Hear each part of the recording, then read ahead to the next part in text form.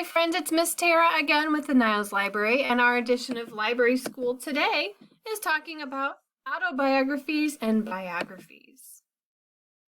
Let's find out what they are. So what are biographies, you're asking? A biography is a book about a person's life that is written by somebody else. So let's say I wanted to write a book about Abraham Lincoln. So I could write a biography on Abraham Lincoln because I am not him. Okay, so an example of a biography that many of you have seen before, I'm sure, is the Who HQ books, the Who Was, Who Is.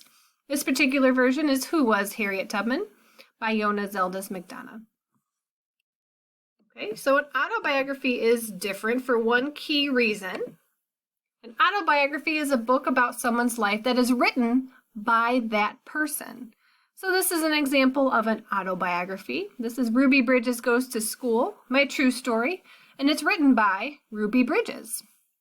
So this is the story of Ruby Bridges. She was the first African-American child to be allowed to go to a public school, an integrated school in New Orleans, Louisiana in the 60s.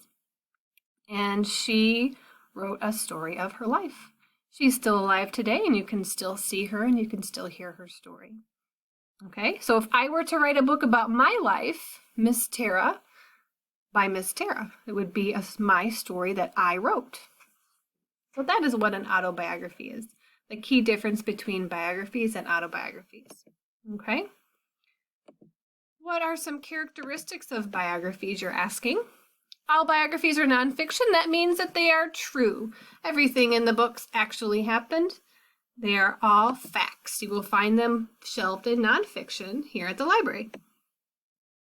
Facts and events are 97% of the time written in chronological order. So what does that mean? Chronological order.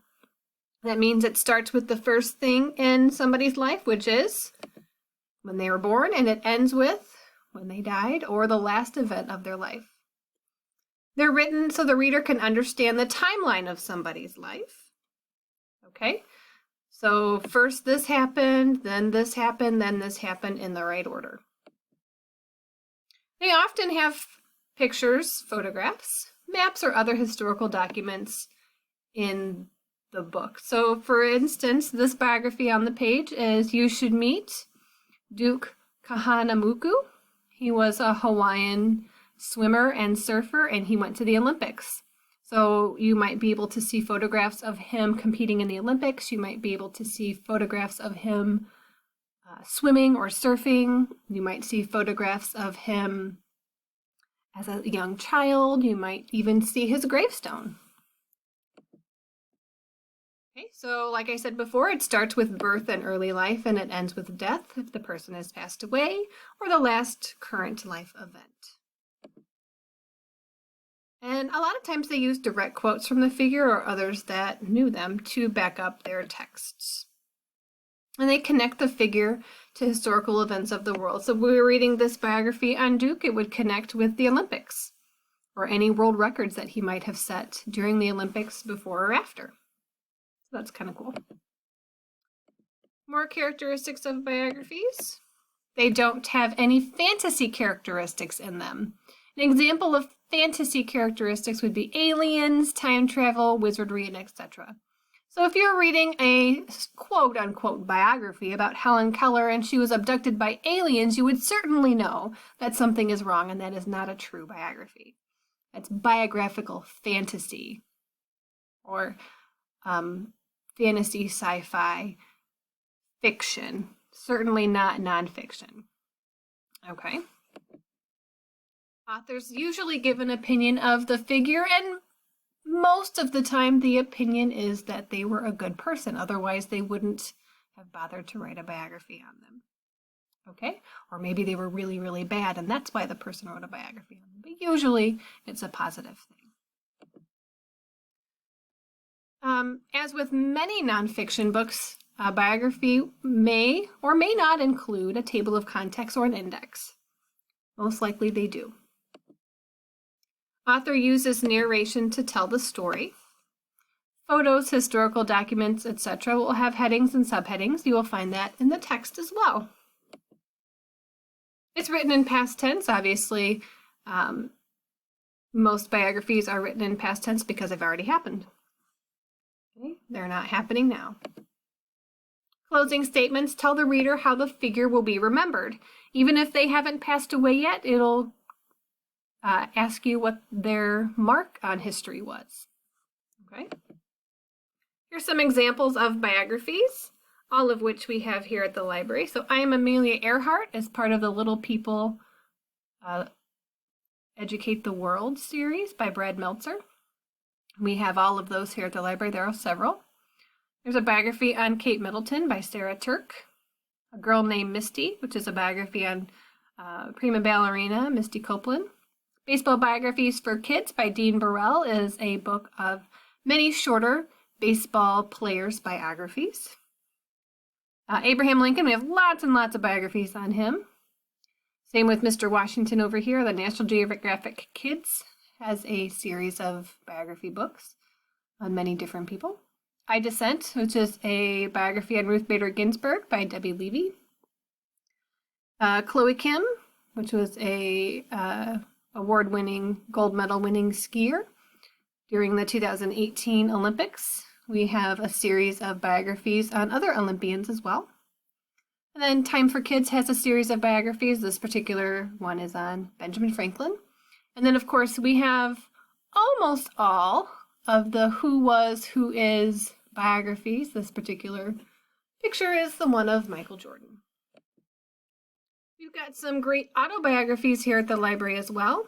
Knots in My Yo-Yo String is the autobiography of Newbery Award-winning medalist and author Jerry Spinelli.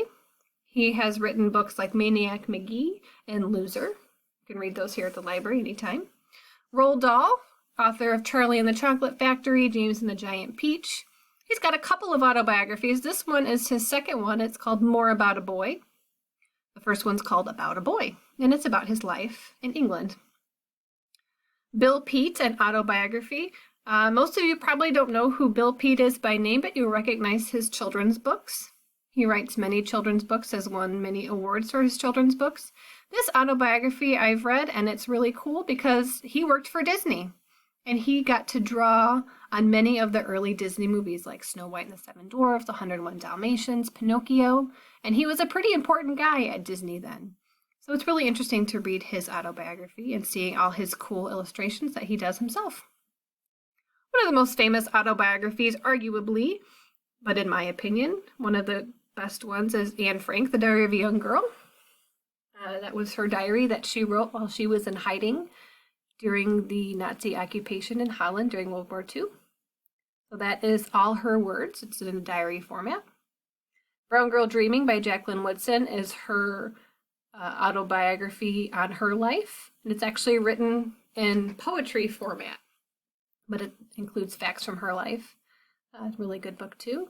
Misty Copeland wrote a book about her life, being the first African-American prima ballerina at her dance school in New York City, American Ballet Theater.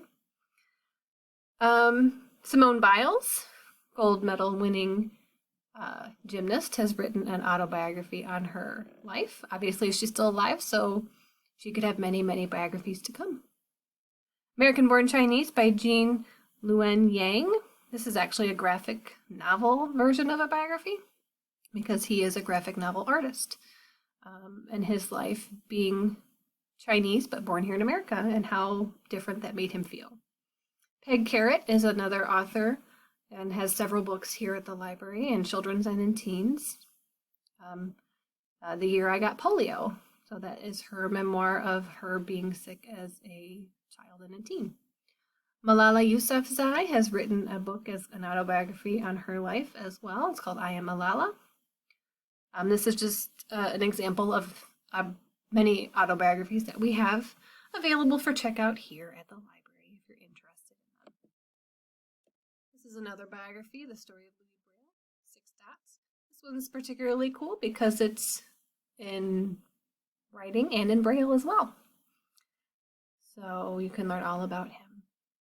If you have any questions about what a biography is, please come in and talk to us here at the library. You can contact us anytime by email or by phone. We'll be here anytime to help you out. Thanks for listening. We'll see you on the next one. Bye-bye.